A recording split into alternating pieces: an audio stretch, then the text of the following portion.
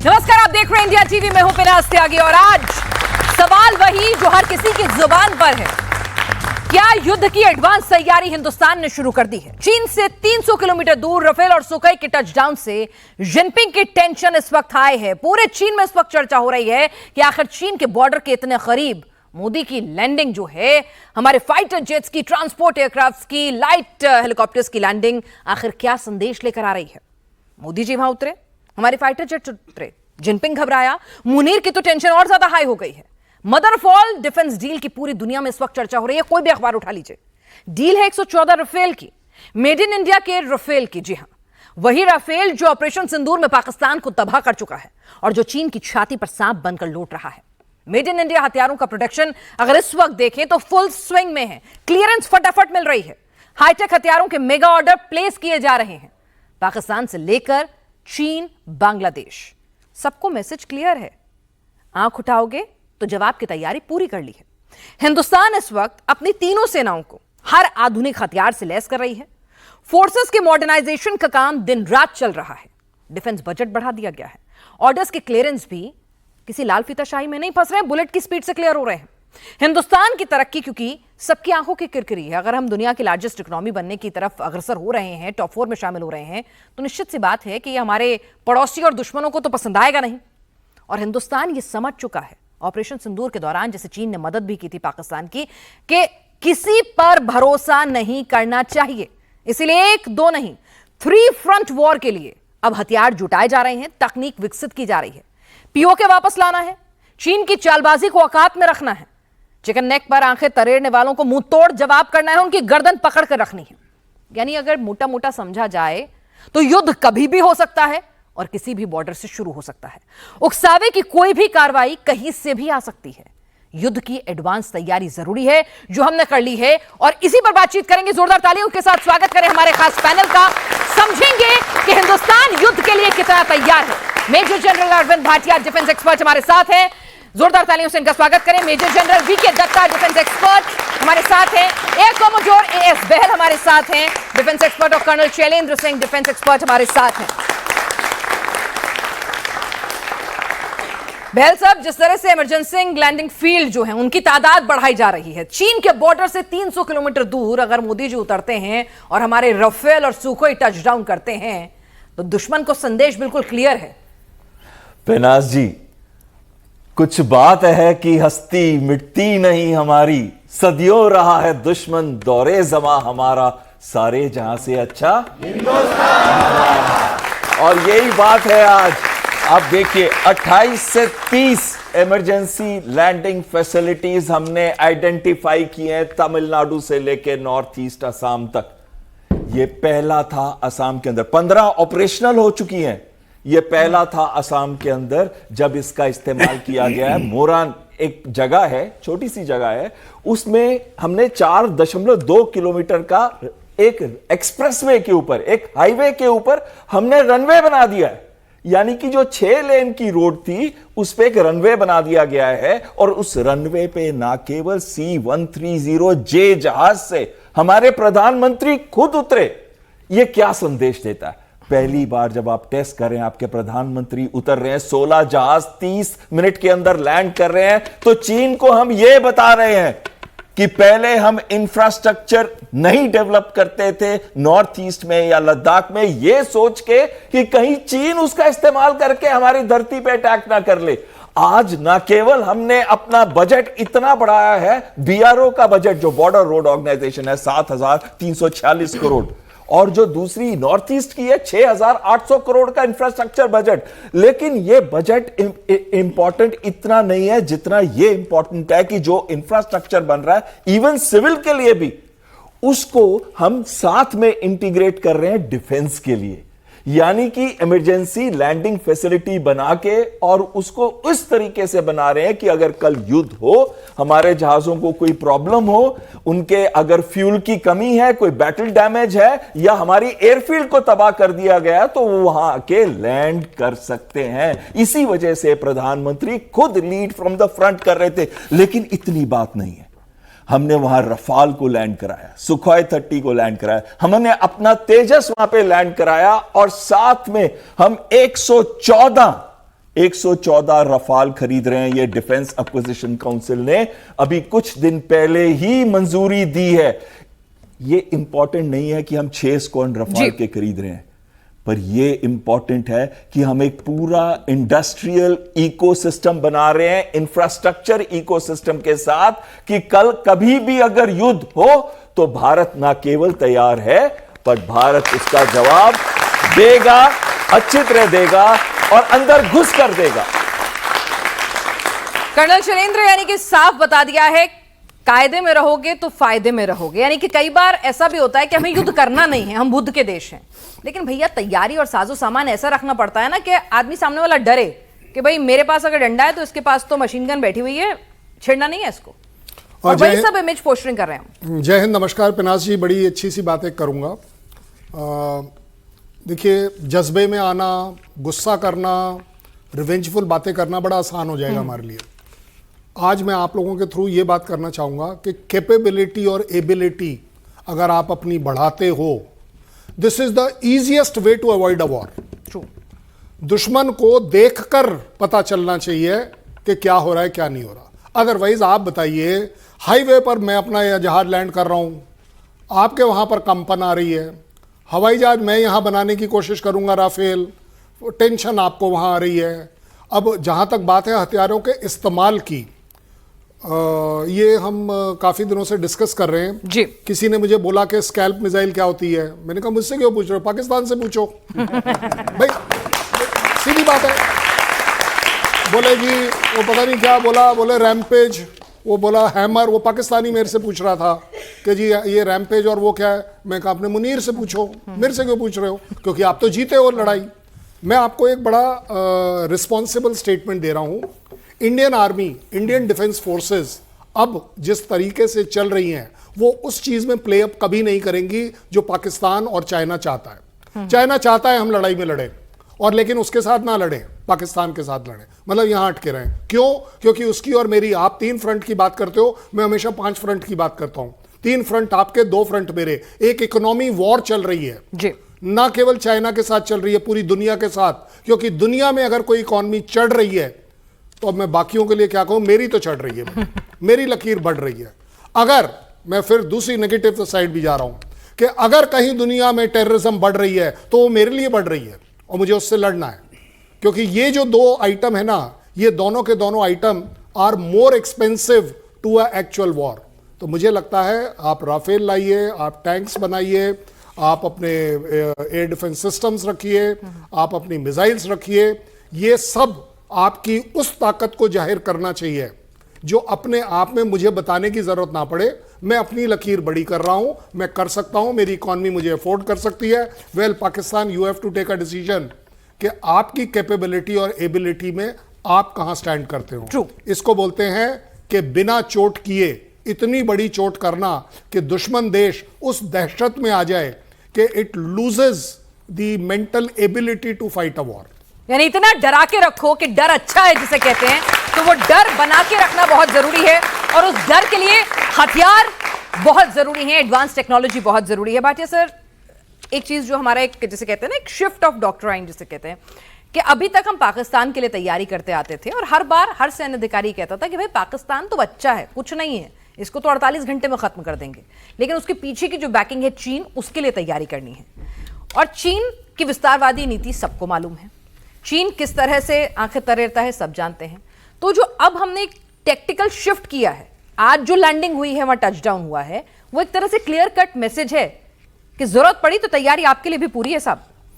Thank you. पहली बात तो आज का दिन बहुत ही गंभीर दिन है। 14 फरवरी 2019 पुलवामा के शहीदों को नमन करते हैं। हमारे जो 40 उनके आतंकवादियों ने मारा था, उसके लिए हम सब एक प्रेयर करते हैं, और ये भी उनको, पाकिस्तान को दर्शाते हैं कि भूलेंगे भी नहीं और छोड़ेंगे भी नहीं। तो ये सिलसिला जो चलता रहेगा।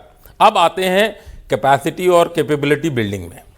आपने बहुत अच्छी बात बोली कि फाइनली हमने चीन की तरफ देखना है, लेकिन चीन की तरफ तो हम काफ़ी समय से देख रहे हैं। जॉर्ज फर्नांडिस ने भी बोल दिया था। लेकिन ये जो कैपेसिटी और कैपेबिलिटी बिल्डअप जब होता है तो ये टाइम से होता है। आपको मैंने एक बार life cycle concept of equipment बताया था कि 30%, 40% और 30%, ये कंसेप्ट होता है जब हम अपनी कैपेसिटी और कैपेबिलिटी को बिल्ड करते हैं।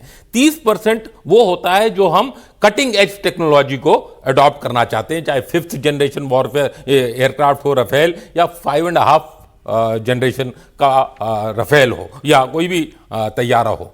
तो 40% वो होती है जो आज की प्रेजेंट डे टेक्नोलॉजी होती है, और 30% वो होती है जो कि फेज आउट करने वाली टेक्नोलॉजी है। जैसे आपने देखा मिग 21 जहाज थे, वो 1960 से हमारे साथ चल रहे थे, धीरे धीरे उनको फेज आउट कर रहे हैं। अभी की हालत में हमारी 20-40-30 है, 20-40-40 है। तो हमने इसको जो कटिंग एज टेक्नोलॉजी को और अडॉप्ट करना है, और उसके लिए क्या चाहिए होता है? पैसा चाहिए होता है। उसके लिए क्या चाहिए होता है? पार्टनरशिप चाहिए होती है। उसके लिए क्या चाहिए होता है कि पब्लिक के साथ प्राइवेट का भी उतना ही योगदान होना चाहिए। और यही आपने देखा कि अगले 10 सालों में 114 रफेल आ जाएंगे, 18 से 20 ही आएंगे जो कि फ्लाइंग कंडीशन में आएंगे, जो कि हम डायरेक्टली फ्रांस से लेंगे। बाकी जो है वो यहां देश में बनेंगे और पूरा ट्रांसफर ऑफ टेक्नोलॉजी होगा। और उसमें भी अभी बात हुई है कि 40% जो उसमें जो पार्ट्स लगेंगे वो इंडियन होंगे। कोशिश ये हो रही है कि उसको 50% किया जाए। ये होती है कूटनीति, ये होती है जब आप पार्टनरशिप करते हैं, ये होती है जब लीडर्स और लोअर लेवल पे जिन्होंने इसको एग्जीक्यूट करना है वो बैठ के बातचीत करते हैं। और आपने ये देखा होगा कि अभी ब्रेकिंग न्यूज में मैं कल आज ही सुबह पढ़ रहा था कि रोल्स रॉयस ने भी बोला है यूके के कि आप हमसे इंजन ले लीजिए।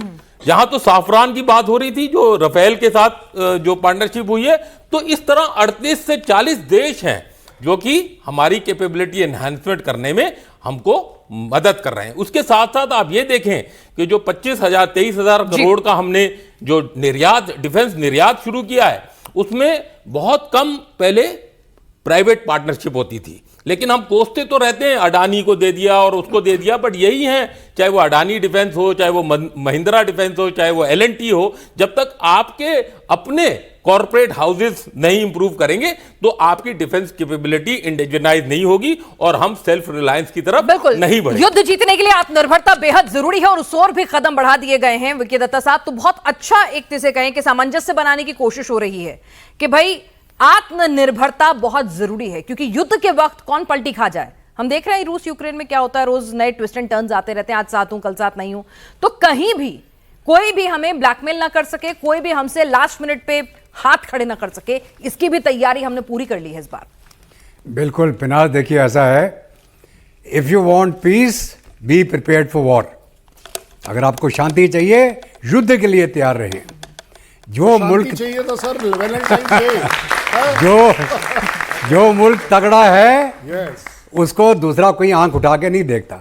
अगर आप तगड़े हैं, आपकी इकोनॉमी बढ़ेगी, आपके यहाँ फॉरेन इन्वेस्टमेंट आएगा, आपकी इंडस्ट्री में बढ़ावा होगा, आपका बिजनेस और बढ़ेगा और आपकी दुनिया में इज्जत होगी। और अगर आप कमज़ोर हैं तो कोई भी आके आपको लात मार के निकल जाएगा। तो हमारा जहाँ तक सवाल है, जब से हमारी करंट गवर्नमेंट आई है 2014 से, उन्होंने शुरू में ही क्या नारा दिया था? आत्मनिर्भरता, make in India, make in India for the world. और ये जब प्रकरण चल रहा था, जब कोविड का ज़माना आया, कोविड में पूरी दुनिया लॉकडाउन हो गई और उस समय चीन ने गलवान के अंदर हिमाकत करी, लद्दाख में। उसने सोचा अब तो हिंदुस्तानी क्या करेंगे, कोविड हो रखा है, ये कोई रिस्पॉन्ड तो कर नहीं पाएंगे, मैं इलाका कब्जा कर लेता हूँ जी। उस चीन को 2000 में 15 दिन के अंदर 50,000 फौजी हमारे चढ़ गए वहाँ पर। कहाँ? लेह लद्दाख में। चीन ने कभी सोचा भी नहीं था जिंदगी में कि इतना जल्दी इतना बड़ा मोबिलाइजेशन भारत कर जाएगा। हमारे तैयारे, हमारे एयरक्राफ्ट, हमारा सब कुछ वहाँ पहुँच गया और हमने गलवान में जो गुत्तम गुत्ता हुई उसके भी हमारे भी नुकसान हुआ। लेकिन उस समय चीन को यह पता चल गया कि भारत के साथ अब पंगा नहीं ले सकते। दुनिया में जो चीन का हवा फैला हुआ था, चीन सुपरमैन, वो उसका गुब्बारा का फूंक निकल गई। पूरी दुनिया में उसकी ऑपरेशन सिंदूर में निकल गई। सुनिए, अभी मैं आ रहा हूं आगे। तो हमने वो चीन के साथ मुकाबला करने के लिए अपनी जो क्षमता बढ़ाई 2000 के बाद, चाहे हमने S-400 लिए या हमने रफेल जो भी हमने किया, वो किस्मत का हमारा पाकिस्तान हमारे साथ आगे बढ़ गया। और अब संदूर में हमने उसको ये बताया उसकी औकात क्या है।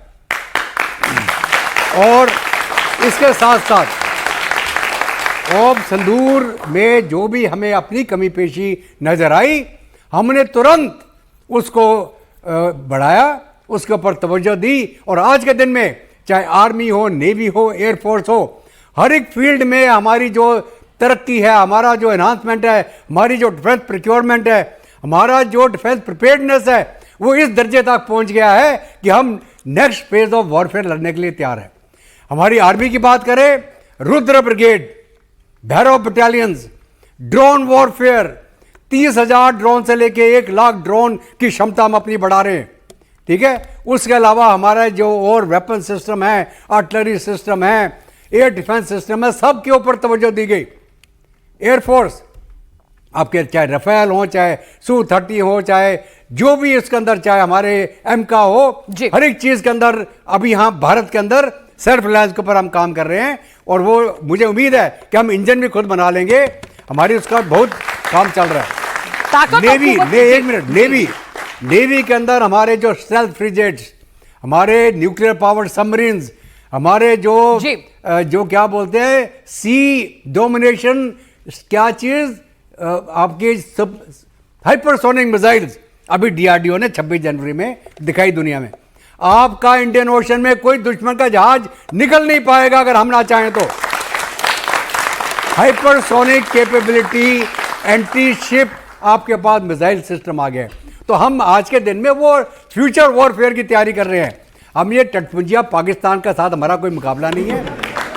पाकिस्तान तो फ्यूचर वॉरफेयर की तैयारी कर रहे हैं हम। और फ्यूचर वॉरफेयर की तैयारी कैसे होगी, जरा बहल साहब को भी इंक्लूड कर लें। बहल सर, रफेल डील, इसे मदर ऑफ वॉर डील अगर अर्थव्यवस्था में हमने अगर की है, तो इसके लिए यहां पर भी इसे सुपर डील कहा जा रहा है। हर अखबार जो है वो इसी डील के बारे में बात कर रहा है, क्योंकि पहली बार ऐसा होगा कि रफेल जो है वो हिंदुस्तान में बनने जा रहे हैं। ठीक है, आपने खरीदा, ठीक है भाई, उनका सामान है, बेच रहे हैं, खरीद बाजार मिल रहा है, लेकिन हमने कहा नहीं, खाली खरीदेंगे नहीं, बनाने भी हैं साथ में। तो ये भी हमने एक कंडीशन लगाई है।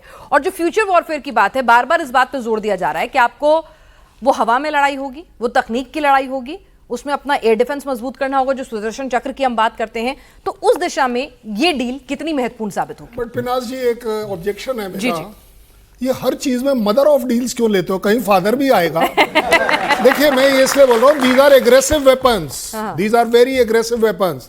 और बहल सर से अच्छा कोई नहीं बता सकता कि एयरफोर्स कितनी बड़ी डेटरेंस के तौर पर काम करती है। सर, हमारे यहाँ शक्ति की पूजा तो दुर्गा माँ और काली माँ से होती है ना, तो हमारे माँ का स्वरूप है, इसलिए मदर ऑफ ऑल डील की बात आएगी। यस, फादर बाद में आएगा, पहले मदर से बात करो। हाँ जी पहनाज जी, अब जो आने वाले युद्ध हैं, सभी इस तरीके के युद्ध होंगे जो क्लोज कॉम्बैट होता था पहले। आपने बिगल्स की कॉमिक्स भी देखी होंगी, 2 जहाज लड़ रहे हैं, ऐसा कुछ नहीं है।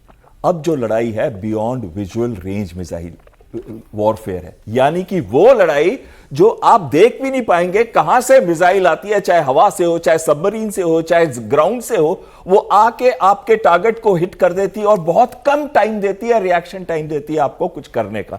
इसी वजह से पहनाज जी ने आपको बात करी थी सुदर्शन चक्र की। तो सुदर्शन चक्र के अंदर क्या होता है, हम स्पेस से ही ऐसे सिस्टम्स बनाएंगे। अभी हमारे पास 2 है, ऐसा नहीं है कि हम बहुत आगे प्रोग्रेस कर चुके हैं। जैसे पृथ्वी एयर डिफेंस सिस्टम है, वो 80 किलोमीटर की ऑल्टीट्यूड तक एक्सो एटमॉस्फेरिक, यानी कि स्पेस के अंदर जाके हम उनकी मिसाइल्स को, बैलिस्टिक मिसाइल को हिट करेंगे। और ये सिस्टम ऑलरेडी नियरली तैयार है और इसकी रेंज 2000 किलोमीटर है। और दूसरा है एडवांस्ड एयर डिफेंस सिस्टम, जो 30 किलोमीटर की ऑल्टीट्यूड, यानी कि एंडो एटमॉस्फेरिक, जो एटमॉस्फेयर के अंदर है और उसकी रेंज 200 किलोमीटर तक है। ये वाले सिस्टम्स ऑलरेडी हैं, इनको हम लिंक करेंगे हमारे S-400। आपको याद होगा ऑपरेशन सिंदूर के अंदर हमने एक वर्ल्ड रिकॉर्ड क्रिएट किया था, 314 किलोमीटर पे हमने उनका हाई वैल्यू एसेट को डिस्ट्रॉय किया था कि नहीं किया था? ये वाला जो वर्ल्ड रिकॉर्ड है इसको हम इंटीग्रेट करेंगे, जो जनरल साहब आपको बता रहे थे, एयर डिफेंस, आर्मी का आकाश तीर, एयरफोर्स का integrated air command and control system, ये ऐसे इंटीग्रेट करेंगे कि वहां से अगर ड्रोन भी उड़ेगा, जहाज भी उड़ेगा या मिसाइल भी आएगी तो हम उसको इंटरसेप्ट कर सकें। लेकिन महत्वपूर्ण चीज जो आती है, ये 114 रफाल ले रहे हैं, ये F3 वर्जन जो हमारे पास ऑलरेडी है वो नहीं है, ये उससे एक लेवल ऊपर है, यानी कि 4.5 जनरेशन लो ऑब्जर्वेबल एयरक्राफ्ट से भी ऊपर है। इसमें बेहतर active electronically scanned array radar है, इलेक्ट्रॉनिक वॉरफेयर सिस्टम है और नेटवर्किंग एबिलिटी है, यानी कि ट्रांसफर करेगा वो डेटा जो वो जहाज पिक कर रहा है, वो ड्रोन पिक कर रहा है या वो ग्राउंड के टारगेट्स पिक कर रहा है, उसको ट्रांसफर करेगा दूसरे जहाजों में, ड्रोन्स में। यहां पे मैन्ड अनमैन्ड टीमिंग आ जाएगी। मैन्ड अनमैन्ड टीमिंग का मतलब है एक जहाज है मदर एयरक्राफ्ट जो कमांड एंड कंट्रोल पोस्ट की तरह है, बहुत सारे ड्रोन जा रहे हैं, उन पे वो डेटा ट्रांसफर करेगा और ये जो ड्रोन्स हैं वो भी भारत में बन रहे हैं HAL का कैट सिस्टम में, that is combat air teeming system warriors. वो ड्रोन्स हैं जो इसके साथ लॉयल विंगमैन की तरह रहेंगे। आखिरी चीज मैं इस पे बोलना चाहता हूं, हम बोल रहे हैं ना कि भारत में बनाएंगे, सिर्फ 20 आएंगे वहां से, और बनाएगा कौन? डसॉल्ट ने 51% स्टेक पे जॉइंट वेंचर किया रिलायंस इंफ्रास्ट्रक्चर के साथ नागपुर के अंदर, वहां बनेंगे। इसका जो जहाज का जो इंजन है M88, उसका ओवरऑल हैदराबाद में होगा, वो भी फैसिलिटी भारत के अंदर। और इसका आने वाले समय में 2028 के बाद से M88 इंजन जो रफाल के अंदर लगा वो भी वही बनेगा। यह अलग बात है कि साफरन, उसने $7 बिलियन का जेवी किया है भारत के साथ, DRDO के साथ, कि वो 120 से 140 किलो न्यूटन का इंजन बनाएंगे जो अभी विश्व में किसी जहाज में नहीं है। सोचिए 2035 के अंदर जब ये एडवांस मीडियम कॉम्बैट एयरक्राफ्ट पे लगेगा, सोचिए आज हमारा जो एक्सपोर्ट है 23,600 करोड़ पिछले साल था, इस साल 30,000 से ऊपर चला गया है और 2 साल में 50,000। सोचिए आज से 2035 के अंदर 1 लाख करोड़ से ऊपर हम एक्सपोर्ट कर रहे होंगे। Bharat will be the global hub of aviation. चलिए, तो बिल्कुल हम तैयारी पूरी कर रहे हैं दुश्मन से निपटने की भी, अपने हथियारों को मेक इन इंडिया में बनाने की भी, और अगर टेक्नोलॉजी कहीं बेहतर है तो उसको अडेप्ट करने की, और साथ ही ज्वाइंट वेंचर और ज्वाइंट प्रोडक्शन करने की भी, सिर्फ एक बाजार बनकर नहीं रहेंगे। तो ये जो तैयारी है शैलेंद्र सर, कई बार लोग जो हैं ये कह रहे हैं कि भाई इतनी अग्रेसिवनेस, इतना अग्रेसिव अप्रोच, क्या हम एक फोर्सी कर रहे हैं? आप लोग एक्सपर्ट से बता सकते हैं कि आज नहीं तो कल हमें एक युद्ध में जाना ही पड़ेगा जब पाकिस्तान जैसा पड़ोसी हो तो, और उसको बैकिंग मिल रही हो चीन की। नहीं, मुझे नहीं लगता कि हम इसके लिए तैयारी कर रहे हैं कि हमने बैटल में जाना है। अगर मैं पाकिस्तान के कहे अनुसार उसकी बैटल में जाता हूं तो ये तो उसकी जीत है। पाकिस्तान ने एक फियर साइकोसिस क्रिएट किया था, न्यूक्लियर न्यूक्लियर न्यूक्लियर। मैं उस पर कैसे रिएक्ट करूंगा वो आपके और मेरा मामला है। और हमारे देश ने पहली बार एक नई डॉक्ट्रिन लिख दी उस 88 आवर्स के अंदर, ऑपरेशन सिंदूर के बाद, कि आपका जो न्यूक्लियर थ्रेट है वो हमारे लिए एप्लीकेबल नहीं है। मैं आपको एक बताऊं, ये साइकोलॉजिकल है, ये मेंटल है, कि मैं पाकिस्तान के लिए नहीं बोल रहा हूं, मैं किसी के लिए भी बोल रहा हूं। मेरे देश की आज नई जो डॉक्ट्रिन है कि आप मुझे न्यूक्लियर के ऊपर डरा नहीं पाओगे, क्योंकि डर के आगे जीत है। और अगर आज मैं राफेल बनाता हूं, आज मैं अपने जहाज खुद बनाता हूं, अपने डिफेंस सिस्टम्स बनाता हूं, और डिफेंस सिस्टम्स मैंने आपको हमेशा कहा है, there is nothing called as defence system. मेरे डिफेंस सिस्टम इतने ज्यादा एग्रेसिव होने चाहिए कि उसकी एग्रेशन इस एग्रेशन के आगे काम ना करे। डिफेंसिव होने की मेंटालिटी इंडिया ने छोड़ दी है। अब आपने बोला था ना कि वो हाईवे के ऊपर इस्तेमाल ना कर ले चाइना, ऐसा पहले समझा जाता था। भाई साहब लैंड करके दिखाओ, हम भी तो देखें। भाई हवाई जहाज का 6 लेन सेला पर तवांग में वो जो हाईवे बनाया है उस पर हमने लैंडिंग करके देख ली, उसने भी देखी है। भाई साहब तू लैंड कर सेला पर, मैं चाहता हूं तू लैंड कर एक बार। मेरी पलटन वहां है इसलिए मैं कह पा रहा हूं आपको, हम भी तो देखें। उनका कहना है, देखिए एक बढ़िया सी बात है, फियर साइकोसिस, क्योंकि ये सारी लड़ाई दिमागी फियर की है। और उसमें जो सबसे बड़ी बात निकल कर आती है, हमने अग्नि 5 ICBM टेस्ट किया था जी। हमने क्लेम किया 5000 किलोमीटर है, चाइना का बंदा बोलता है नहीं जनाब ये तो 8000 है। ओ माय गॉड यार, मैंने टेस्ट करी है 5000 पर, तू बोल रहा है 8 है। इसको बोलते हैं डर। और जो डर से आगे निकल गया वो कंट्री जो है वो सरवाइव करेगी, उसकी कैपेबिलिटी बनेगी। डर के आगे जीत के और हमें डरा कर रखना है, लेकिन भाई विनाश काले विपरीत बुद्धि, और अगर पड़ोसी के घर में आग लगी हो तो बचने के लिए कुछ भी कर सकता है। भाटी साहब, आप तो पाकिस्तान के मिजाज को ज्यादा करीब से जानते समझते हैं। घर में आग लगी हुई है हर फ्रंट पर, मुनीर इस वक्त जिसे कहते हैं हर तरफ से घिरा हुआ है।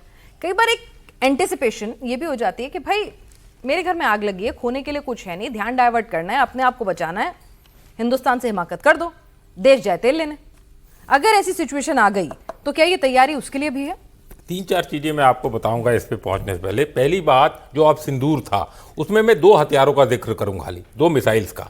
एक था जिसने रहीम यार खान की एयरस्ट्रिप को खत्म किया, वो क्या थी, smart anti airfield weapon, SAAW। कितने किलोग्राम की थी? 125 किलोग्राम की। किसने बनाया? DRDO ने बनाया। उसमें कोई इंजन था? कोई इंजन नहीं था, सब सोनिक स्पीड से जा रही थी, ग्लाइड बॉम्ब था। वो एक एज ऑफ टेक्नोलॉजी है जो मैं आपको लोअर एंड बताऊंगा। तो वो वहां गई और उसने जो जितने F-16 उनके जहाज थे रहीम यार खान में, उनको उड़ने से नाकाम कर दिया।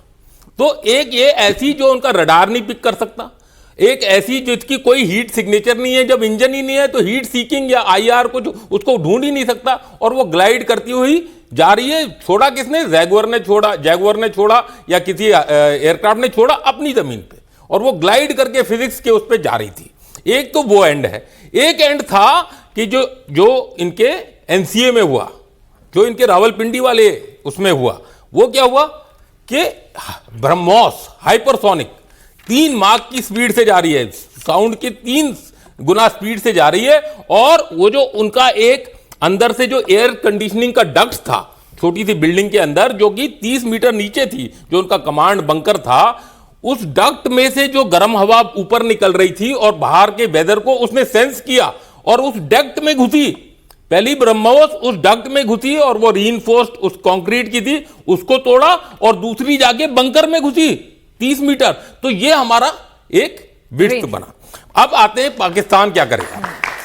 आपको एक चीज समझने की जरूरत है कि पाकिस्तान टूटने की कगार में है, बिकॉज इंटरनली जो पहले मिलिटेंसी होती थी, अब वो एक सिविल अनरेस्ट का उसने मुकाम ले लिया है। बलूचिस्तान को आप देखें, अगर आप बलूचिस्तान का एरिया क्षेत्रफल देखें, आप सबको बोला 40% जमीन जो पाकिस्तान की है वो बलूचिस्तान है और 7 से 8% पॉपुलेशन है। लेकिन आपको पर्सपेक्टिव बताने के लिए मैं बताता हूं, भारत की सबसे बड़ी स्टेट कौन सी है? आप लोग बोलेंगे, कोई बोलेगा मध्य प्रदेश, कोई बोलेगा महाराष्ट्र, बस कुछ लोग राजस्थान भी बोलेंगे। सबसे बड़ी स्टेट हमारी भारत की है राजस्थान, 3,42,000 कुछ 100 स्क्वायर किलोमीटर। बलूचिस्तान कितना बड़ा है? 3,47,000, 5,000 स्क्वायर किलोमीटर उससे भी बड़ा है, जो कि हमारी सबसे बड़ी स्टेट है। तो आप उसमें देखें कि कितना बड़ा है बलूचिस्तान। अब आप देखें गिलगिट बाल्टिस्तान कितना बड़ा है। गिलगिट बाल्टिस्तान हमारे लद्दाख से, अगर JNK को पूरा मैप देखें तो 55% से 60% हमारे पास है, 30 से 35% पाकिस्तान के पास है, और 15 से 17% चीन के पास है, चाहे उसको एक्सचाइचिन का एरिया ले लो या वो शख्सगाम वैली ले लो। तो जीत कैसे होती है? या तो आप जमीन पे कब्जा करें, जिसमें जमीन पे आप कब्जा करेंगे तो वो जमीन क्या है, आपकी POK होगी या आपकी गिलगिट बाल्टिस्तान होगी, या आप उसकी वॉर वेजिंग पोटेंशियल या कैपेसिटी को बर्बाद करें कि उसको इतनी क्षति पहुंचाएं कि वो घुटने पे आ जाए। लेकिन तीसरी चीज कैसे होती है? ये जो डर की वाली बात की थी साहब ने, और साहब ने भी बोली थी कि इतना उसको डर रहे, आपसे दहशत रहे कि जो आवाम है वो उसको अपनी फौज पे भरोसा ना हो, फौज के अगेंस्ट रिवोल्ट कर दे, और जो फौज के अंदर जो सैनिक है उसको अपने हथियारों पे और अपने लीडर पे भरोसा ना रहे। तो ये सब चीजें अभी हो रही हैं। POK भी तैयार है, गिलगिट बाल्टिस्तान भी तैयार है, बलूचिस्तान भी तैयार है। तो पाकिस्तान को तोड़ने के लिए हमको अटैक करने की जरूरत शायद ना पड़े, वो अपने आप ही रप्चर हो जाए। लेकिन हमारी जो कैपेबिलिटी है, सब आप लोग इस पे बोल रहे हैं कि हमारी कैपेसिटी, हमारी कैपेबिलिटी एक दिन में नहीं बढ़ती। इंटेंशन चेंज हो सकते हैं एक दिन में, लेकिन कैपेसिटी और कैपेबिलिटी सालों लग जाते हैं, दशकों लग जाते हैं। इसलिए हमको तैयारी करनी है अपने रीजनल एस्पिरेशंस के लिए, लड़ाई के लिए नहीं, अपने रीजनल एस्पिरेशंस। बिल्कुल। और इसी बात को आगे बढ़ाएं दत्ता साहब, जो लगातार आप लोग भी कई बार एक बात बोलते रहे हैं कि भाई आर्थिक तरक्की तभी तक मुमकिन है जब तक बॉर्डर सुरक्षित है, नहीं तो हमने अमेरिका क्या कुछ कर रहा है, किस तरह की दादागिरी दिखा रहा है, हम दुनिया में देख रहे हैं। तो क्या अब हिंदुस्तान भी समझ गया है? क्योंकि कई बार लोग कहते थे कि भाई ठीक है, युद्ध नहीं हो रहा, अभी सब शांति है, हमें युद्ध में चढ़ना नहीं है, इतना युद्ध पे खर्चा क्यों, पहले देश के हालात सुधार लो। तो अभी जो अग्रेसिव अप्रोच है कहीं ना कहीं वो इकोनॉमी बूस्ट को और ज्यादा सपोर्ट और सुरक्षा कवच देने के लिए है। बिल्कुल बिनाज, अगर मैं भारत की बात करूं, दुनिया की सेकंड लार्जेस्ट आर्मी, ये वर्ड के ऊपर ध्यान देना, दुनिया की second largest army by numbers, दुनिया की चौथी सबसे पावरफुल आर्मी ताकत के लिहाज से। हिंदुस्तान एक न्यूक्लियर पावर, हिंदुस्तान एक आईटी सुपर पावर, आप समझते हैं, जिसका हम ये आर्टिफिशियल इंटेलिजेंस है, जो आईटी सेक्टर है, उसके अंदर पूरी दुनिया में छाया हुआ हिंदुस्तान। राइजिंग इकोनॉमी, चौथे नंबर पे हम पहुंच गए, हम तीसरी का प्लान कर रहे हैं। ये सारी बातें हासिल करने के लिए भारत को अपनी शक्ति बढ़ानी पड़ेगी, दुनिया को दिखाना पड़ेगा हम वो शांत लोग हैं जो किसी के ऊपर हमला नहीं करना चाहते, हम अपना रास्ता लेके चल रहे हैं। लेकिन अगर किसी ने हमारे ऊपर हिमाकत करी, हम उसको छोड़ेंगे नहीं, ठीक है। तो ये जो डेटरेंस जिसको बोलते हैं, डेटरेंस का होना बहुत जरूरी है। आप अगर आज डिफेंस के ऊपर 1000 रुपया खर्च रहे हैं, तो आप ये मान के चले कि आप 10 लाख रुपया फाइनेंशियली कमा रहे हैं। अब वो क्योंकि आपकी जो डिफेंस पे खर्चा हो रहा है, वो दुनिया को पता है देश तगड़ा हो गया, और इसलिए आपके यहाँ इन्वेस्टमेंट भी आएगी, इंडस्ट्री भी लगेगी, बाहर के मुल्क भी आके आपके साथ ट्रेड करेंगे। लेकिन अगर उनको पता चले कि पाकिस्तान बलूचिस्तान में मार खा रहा है, खैबर पख्तूनख्वा में मार खा रहा है, सिंध में गदर मचा हुआ है, J&K PO के अंदर गदर मचा है, तो वहां पर कोई इन्वेस्टमेंट नहीं करेगा। वहां से तो चीन भी छोड़ के निकल गया, CPEC सारे अपने इंजीनियर निकाल के ले गए, क्योंकि उनकी जान का खतरा है। Balochistan liberation army, Balochistan liberation army एक एडवांस वॉरफेयर कर रही है आज। उन्होंने अपना ड्रोन ब्रिगेड भी बना लिया है, इनको ढूंढ ढूंढ के मार रहे हैं अभी बलूची जी। जैसे रशिया यूक्रेन का जंग चल रहा है, तो पाकिस्तानी तो उसी से नहीं निपट पा रहे। और संदूर से पहले पाकिस्तान रोज मार खा रहा था, रोज इनके सैनिक मर रहे थे, और मुनीर को समझ नहीं आता मैं करूं क्या। तो उसके दिमाग में एक ही बात आई कि कुछ हिंदुस्तान पे करता हूं, हिंदुस्तान जब हमला करेगा तो पूरी अवाम मेरे पीछे खड़ी हो जाएगी, हिंदुस्तान के नाम से सब खड़े, ओ हिंदुस्तान हमारा दुश्मन। उसने हिमाकत करी और हमने मारा, ठीक है। तो अभी उसकी जो हालत है, अभी उसकी अवाम को पता चल गया ये फेल्ड फील्ड मार्शल है, ये जाली फील्ड मार्शल है, इसने कोई जंग नहीं जीती। फिर पाकिस्तान के अंदर चारों तरफ से मार खा रहे हैं, हजारों की तादाद में उनके फौजी मर रहे हैं। बहुत अफसोस की बात है, किसी भी फौज के लिए रोज सैकड़ों के तादाद में जवान मर जाना एक छोटी बात नहीं है। ये पाकिस्तान का आज के दिन का हाल है। पाकिस्तान के हालात बुरे हैं, और इसीलिए कई बार डर लगता है कि भाई जब खुद गर्त में जा रहा है तो कहीं तो ऐसा तो नहीं कि भाई साथ में और भी कुछ नुकसान हमारा करते, तो उसके लिए भी तैयारी पूरी है। यहां पर पहले सब गेम चेंजर अगर हम कहें, और या हिंदुस्तान के लिए सबसे इंपॉर्टेंट जिन हथियारों पर हमारी नजर होनी चाहिए आने वाले अपने आप को सेफगार्ड करने के लिए, चाहे फिर वो एयर डिफेंस के मामले में हो या ऑफेंसिव अप्रोच के मामले में हो, कौन से वो हथियार होंगे जो हिंदुस्तान को एक अलग शक्ति देने वाले हैं? देखिए, जब भी वॉरफेयर होता है दो चीजें होती हैं। सबसे पहला, आपके जो रेडार सेंसर्स हैं वो इस तरीके से अच्छे हो कि दुश्मन के जो टारगेट सिस्टम्स हवा में हैं, चाहे वो ड्रोन्स हैं, मिसाइल्स हैं, एयरक्राफ्ट है, उसको कितनी जल्दी वो पकड़ सकते हैं। फिर आपका जो डेटा नेटवर्किंग है, वो नेटवर्क करके उन एलिमेंट्स को जो सेंसर से हम कहते हैं शूटर एलिमेंट हवा में जहाज हो सकता है, शूटर एलिमेंट ग्राउंड में हो सकता है, शूटर एलिमेंट आपकी एयर डिफेंस वेपन सिस्टम्स हो सकते हैं, जैसे S-400 की हम बात कर रहे थे। तो ये जो शूटर है, कैसे कौन सा बेस्ट शूटर है उस टारगेट को लेने के लिए, वो है। दूसरी चीज आती है, जब हवा से आप ग्राउंड में मारते हैं दूसरे देश में, तो वो भी कितनी दूरी से मार रहे हैं, कितनी स्पीड से मार रहे हैं। इसी वजह से हाइपरसोनिक वेपन्स जो हैं आजकल बहुत इंपॉर्टेंट रोल प्ले करते हैं। हाइपरसोनिक की स्पीड होती है 5 मार्क से ऊपर, 5 टाइम स्पीड ऑफ साउंड, यानी कि ध्वनि, आपकी आवाज, मेरी आवाज आप तक पहुंचने से 5 गुना पहले वो मिसाइल आके आपको हिट कर देती है। और आजकल की जो मॉडर्न मिसाइल्स हैं उनकी जो स्पीड है वो 20 गुना स्पीड ऑफ साउंड से है। और भारत हाइपरसोनिक टेक्नोलॉजी के अंदर बहुत तेजी से प्रोग्रेस कर रहा है। और जो हमारे वेपन सिस्टम्स हैं, चाहे वो हम उनके रेडार्स को जो डिस्ट्रॉय करते हैं, तो सबसे महत्वपूर्ण चीजें जो हमारे लिए आएंगी वो हमारी सेंसर टेक्नोलॉजी, हमारी इंटीग्रेशन एंड डेटा लिंकिंग, और साथ में आएगी शूटर्स की कैपेबिलिटी। चाहे हवा से जमीन पे मार रहे हो, हवा से हवा में, या जमीन से हवा में मार रहे हो, वो शूटर्स की कैपेबिलिटी कितनी दूर से और किस स्पीड से। बस एक चीज कहना चाहता हूं, जो हम बात कर रहे थे अभी पाकिस्तान के अंदर और भारत के अंदर, तो पाकिस्तान जो भारत का सोल्जर है वो इस बात पे बिलीव करता है कि मरता मरता जग मुआ, मर भी न जाने कोई, ऐसी मरनी जो मरे बहुर ना मरना होए। यानी कि एक बार आपको जिंदगी मिली है, उस जिंदगी को आप कैसे इस्तेमाल करते हो, और आप जो स्टूडेंट्स हैं यहां पे वो कैसे अपनी जिंदगी को इस्तेमाल करके अपना नाम छोड़ के जाते हैं। कर कुछ ऐसा कि दुनिया बनना चाहे तेरे जैसा। यह है भारतीय सोल्जर।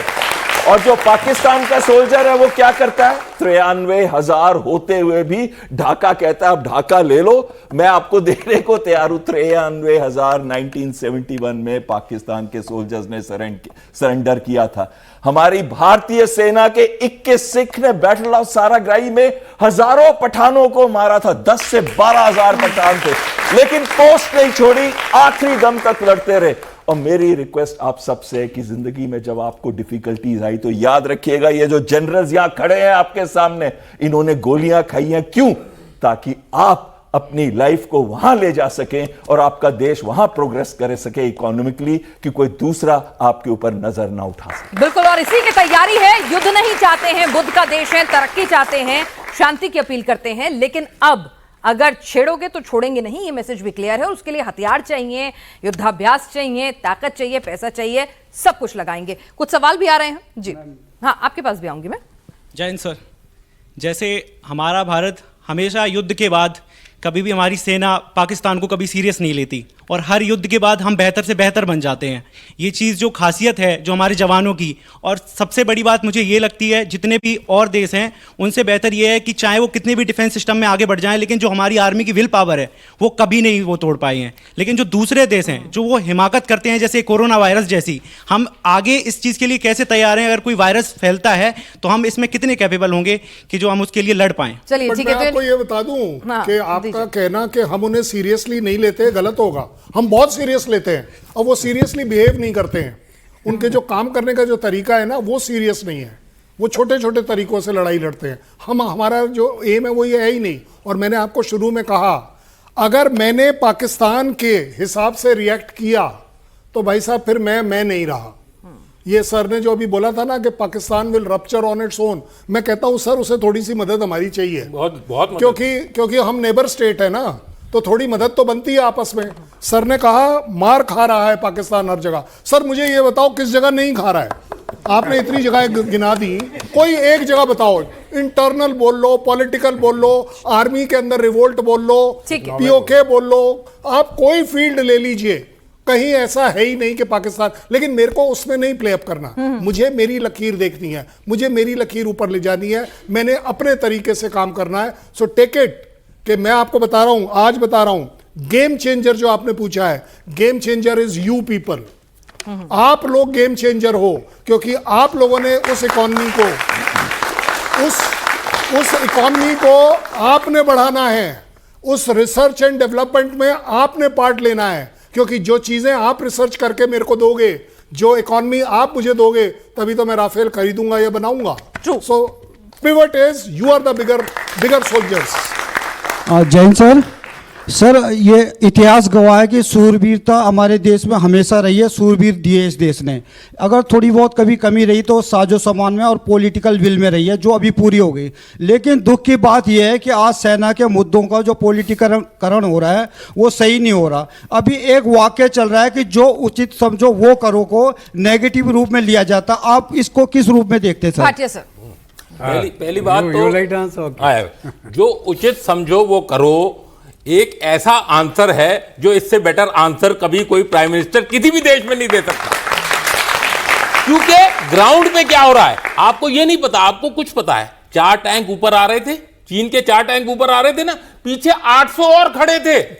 वो फोटो नहीं देखी किसी ने, लेकिन हमारे 12 टैंक ऊपर पहुंच गए थे। चाहे वो पुराने टैंक थे, किसी तरह हफ पफ करके हम बैठे थे ऊपर, 4 टैंक आ रहे थे। उसमें क्या प्रधानमंत्री से पूछने की जरूरत है कि आप वो तो यही बोलेंगे ना, जो उचित समझो वो करो। और मेरे को यकीन है कि हमारे चीफ साहब ने, उस समय के चीफ साहब ने उनको बोला होगा, सर 4 टैंक आ रहे हैं, हमारी नजर में है, हमने अपने टैंक लगा दिए हैं, जरूर पहले हम फायर नहीं करेंगे, लेकिन अगर वो हिमाकत करेगा तो हम मुंह तोड़ जवाब देंगे गलवान के बाद। तो ये तब हुआ, ये बिना बात के कोई इशू ही नहीं था। नॉन इशू को इशू बनाना कि एक किताब जो पब्लिश भी नहीं हुई और उसकी पूरी बात वो क्या कहना चाहते हैं किसी को पता नहीं, और उन्होंने पार्लियामेंट में रेस कर दी और सब उसमें हंस रहे हैं। अभी जो उचित समझे वो करो का मतलब, बेटा तुम जाओ, जो तुम ठीक समझो ग्राउंड पे करो। वो स्क्वाड्रन कमांडर करेगा, वो बटालियन कमांडर करेगा, वो ब्रिगेड कमांडर करेगा। कुछ अगर हुआ ऊंच नीच, मैं तुम्हारे पीछे खड़ा हूं, देश तुम्हारे पीछे खड़ा है।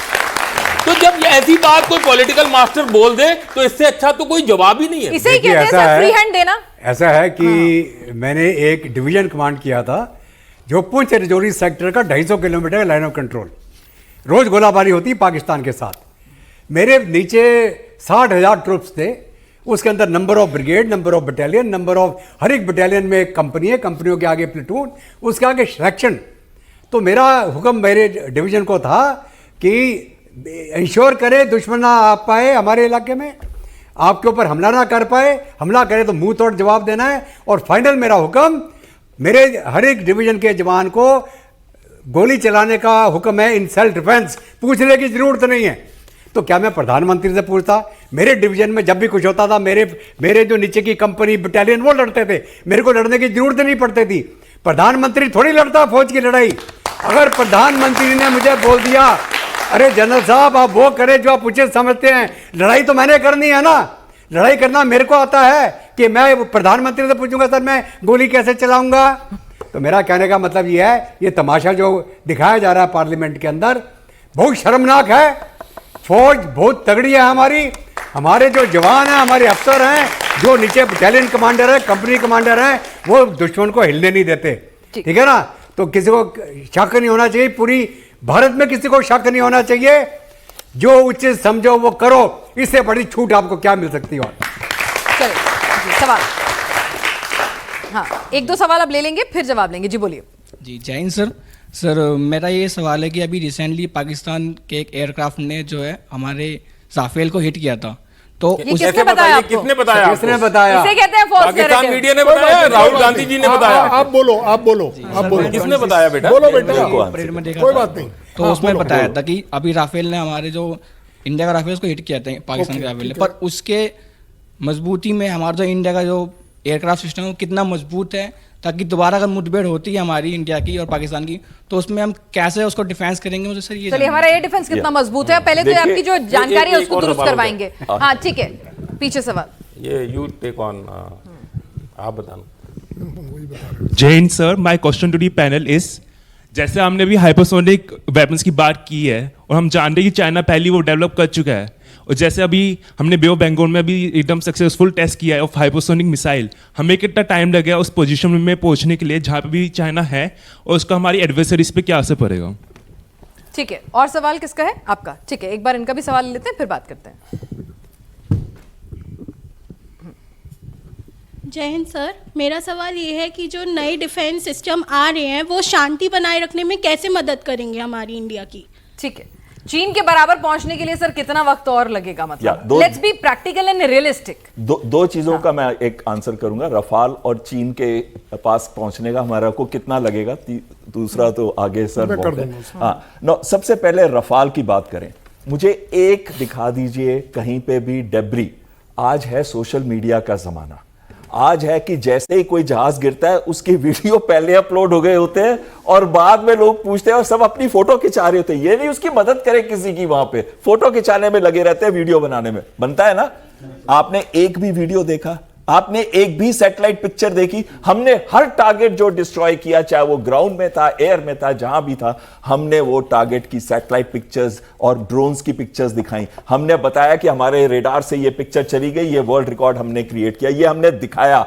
रफाल के बारे में एक भी डेब्री, एक उन्होंने दिखाया था, वो ड्रॉप टैंक था, फ्यूल का ड्रॉप टैंक, जो हम नहीं, ऑस्ट्रियन जो एविएशन स्पेशलिस्ट है वो कहता है ये क्या बात कर रही है, ये तो ड्रॉप टैंक है। ड्रॉप टैंक वो होता है जो एडिशनल फ्यूल कैरी करते हैं आप जहाज के लिए, बाहर से लगाया जाता है ताकि आप लॉन्गर डिस्टेंस जा सकें या लॉन्गर टाइम हवा में रह सकें।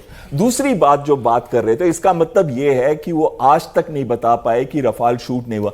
अगर रफाल हमारे शूट डाउन हुए होते, जैसे कि ट्रंप और वो नैरेटिव बिल्डिंग में बड़े अच्छे हैं पाकिस्तान, ISPR उनकी इंटर सर्विसेज पब्लिक रिलेशंस जो बहुत अच्छी है, आर्टिफिशियल इंटेलिजेंस से बनाए थे उन्होंने, तो अगर हुए होते तो क्या आज हम 114 रफाल खरीद रहे होते? क्या आज हम उन रफालों पे और भी एडवांस सिस्टम लगा रहे होते, चाहे वो टोड डिकॉयज हो, इलेक्ट्रॉनिक वॉरफेयर के स्पेक्ट्रा सिस्टम्स हो? अब एक हाइपरसोनिक पे बोलता हूं बिकॉज समय की कमी है। हाइपरसोनिक सिस्टम इस समय वर्ल्ड के अंदर अगर चीन, रूस, अमेरिका का अभी भी फुली ऑपरेशनल नहीं है, उनके टेस्ट 2 सक्सेसफुल हुए हैं। ये भारत एक ऐसा देश है जिसके हाइपरसोनिक टेक्नोलॉजी जो है प्रूवन हो चुकी है। हमारी जो मिसाइल्स हैं उनकी स्पीड 10 मार्क से ऊपर चली गई है। अब हम ब्रह्मोस की जो स्पीड है उसको भी हाइपरसोनिक बना रहे हैं, यानी कि 5 मार्क से ऊपर बना रहे हैं। सोचिए जिस दिन हमारी हाइपरसोनिक ब्रह्मोस जो 2-3 साल के अंदर बन जाएगी, तो चीन से बेहतर टेक्नोलॉजी और बेहतर इफेक्टिवनेस वाले वेपन सिस्टम्स भारत के अंदर होंगे। एक बार भारत के लिए तालियां, जोरदार तालियां। ठीक है सर, ये बड़ा अच्छा सवाल है कि शांति के लिए ये कैसे वेपन सिस्टम्स वो होते हैं। वैलेंटाइंस डे है, मेरी गर्लफ्रेंड का नाम शांति है और वो जनरली ठीक ठाक चल रही है मेरे साथ। मैं आपको बताऊं, हर एक वेपन सिस्टम आप इसीलिए बनाते हो कि उसको देखकर दूसरे के अंदर उसका जो विल है वो टूट जाए। क्योंकि अगर आज की तारीख में पाकिस्तान अपने आप को एक सो कॉल्ड देश की तरह या स्ट्रेंथ की तरह दिखाता है, तो क्या दिखाता है? सिर्फ न्यूक्लियर, इसके अलावा उसके बाद कुछ नहीं है जिसके लिए, और वो भी हमने नकार दिया। सो मैं आपको फिर से याद दिला रहा हूं, शांति वहीं आएगी जहां बाजुओं में दम होगा। एक मिनट, चाइना, आपने बोला चाइना के पास कब पहुंचेंगे? हमारा डिफेंस बजट कितना हो गया? $102 बिलियन है ना? चाइना का कितना है? पिछले साल 314 था, 3 गुना है। उसकी इकोनॉमी 18 ट्रिलियन, 16 से 18 ट्रिलियन, हमारी कितनी? 3.9, 4 ट्रिलियन। तो हमें वहां पहुंचना है, लेकिन हम पहुंच रहे हैं। एक मेजर इकोनॉमी जो 6.8 या उससे ज्यादा % से ग्रो कर रही है और कंसिस्टेंटली ग्रो कर रही है, तो हम वहां पहुंच जाएंगे। उसी तरफ हमारा और हमारी फौज का रुख है। अब 2035 में पहुंचे, 2047 में पहुंचे, वो आपके ऊपर है, हमारे ऊपर नहीं है। हमने तो बाल सफेद कर लिए, आपने लेके जाना है वहां पर, लेकिन पहुंचेंगे। साहब ने बोला ऊपर है ट्रेजेक्टरी, ट्रेंड लाइन बिल्कुल ठीक चल रही है, दिशा में सही बढ़ रहे हैं, मंजिल मिलने में थोड़ा हम चीन से आगे निकल चुके हैं, हमारी आबादी उससे ज्यादा है। हमारे जो जवान जो लड़ने का जज्बा उनसे ज्यादा है। कहिए, नहीं तो लोग हमारे और पता नहीं क्या बात कर रहे हैं। पॉपुलेशन कंट्रोल करना है सर। नहीं और देखिए, रूस और यूक्रेन का जंग हो रहा है, उनके पास फौजी नहीं है लड़ने के लिए। हमारे पास फौजियों की कमी नहीं है। आप भर्ती खोले 10 आदमी के लिए, वहां 10,000 खड़ा होता है। ठीक है, अभी जहां तक चीन का सवाल है, जो मर्जी एडवांस हो जाए वो, अगर वो हमारे ऊपर एक मिसाइल मारेगा दिल्ली पे, तो हम उसका बीजिंग उड़ा देंगे। हमारे पास वो क्षमता है आज के दिन में, वो जितना मर्जी आगे निकल जाए, सबसे बड़ी बात, हमें डरने की जरूरत नहीं है। ठीक है, और वॉर टेस्टेड वेपन्स होते हैं कि ठीक है, आपने रियल टाइम में जब उनका टेस्ट हो जाता है ना, तो आपका जो भरोसा होता है अपने हथियारों पे वो अलग हो जाता है। और ऑपरेशन सिंदूर में हमने अपने हथियारों को उसी अंदाज में टेस्ट किया, रिजल्ट दुनिया के सामने है। और मेड इन चाइना हथियारों का और मिसाइलों का क्या हुआ, ये डिब्रे जब उठा के ले जा रहे थे सारी दुनिया ने देखा है, तो वो भी एक बहुत बड़ी बात होती है। जी सवाल। सर जैसा कि हम लोग को पता है, जय हिंद सर, पहले तो जैसा कि हम लोग को पता है अब ड्रोन वॉर शुरू हो गई हैं और डिफेंस टेक्नोलॉजी बहुत बड़ी आगे, तो आपको अभी भी लगता है कि जैसे हम लोग आर्टिलरी फोर्सेज हैं उनमें तो इम्प्रूव कर ही रहे हैं, तो अभी भी लगता है कि इन्फेंट्री में भी हमें इम्प्रूव करना ज़रूरी है और ज़्यादा? और दूसरा सवाल ये है कि जैसे अभी डिफेंस बजट आया और डिफेंस को बहुत मोस्टली ज़्यादा पार्ट मिला है कहते हैं बजट में, तो वो जो आर्मी पर्सनस हैं जैसे नॉन कमीशन्ड है जो, उनको कैसे वो फ़ायदा देगा? ठीक है बेटा, सबसे बड़ी बात है, आप कितनी भी टेक्नोलॉजी ऊपर ले जाओ, ड्रोन ऊपर ले जाओ, बियॉन्ड विजुअल ले जाओ, एयरक्राफ्ट ले जाओ, जो मर्जी आए कर लो, आप इन्फेंट्री को कभी इग्नोर नहीं कर पाओगे। क्योंकि जमीन पकड़ने वाली, जो जमीन के ऊपर आपको विक्ट्री खड़े होकर देती है, वो सिर्फ इन्फेंट्री देती है। मैं आर्टिलरी ऑफिसर हूं, इसलिए कह रहा हूं, मैं फायर कर लूंगा 40 किलोमीटर, 120 किलोमीटर, लेकिन मेरे बम उस जगह को जाकर पकड़ते नहीं है। उस हम जगह पकड़ेंगे और ये पकड़ेंगे। सीधी बात। तो ये दोनों का जो कॉम्बिनेशन है, ये कभी हम नहीं बोल पाएंगे कि एक ज्यादा इंपॉर्टेंट है या एक कम। ये एक दूसरे के साथ ऐसे चलते हैं और तब हथौड़ा बनता है। वैसे पाकिस्तान कल बाबर मिसाइल लेके आया है मैच के लिए, बाबर आ रहा है वापस। आपको क्या लगता है हमारी ब्राह्मस जो अभिषेक शर्मा वगैरह उसको हरा सकेंगे? ड्रोन वॉरफेयर की बात करते हैं। जी जी सर। जो ड्रोन्स हैं वो बहुत तेजी से इंटीग्रेट किए जा रहे हैं।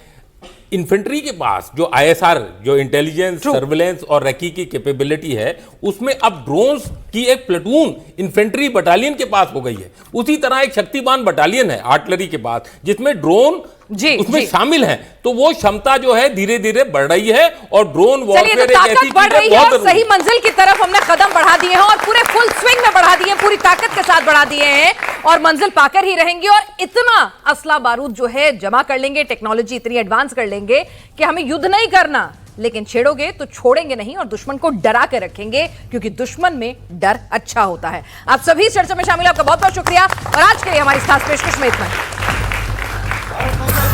जय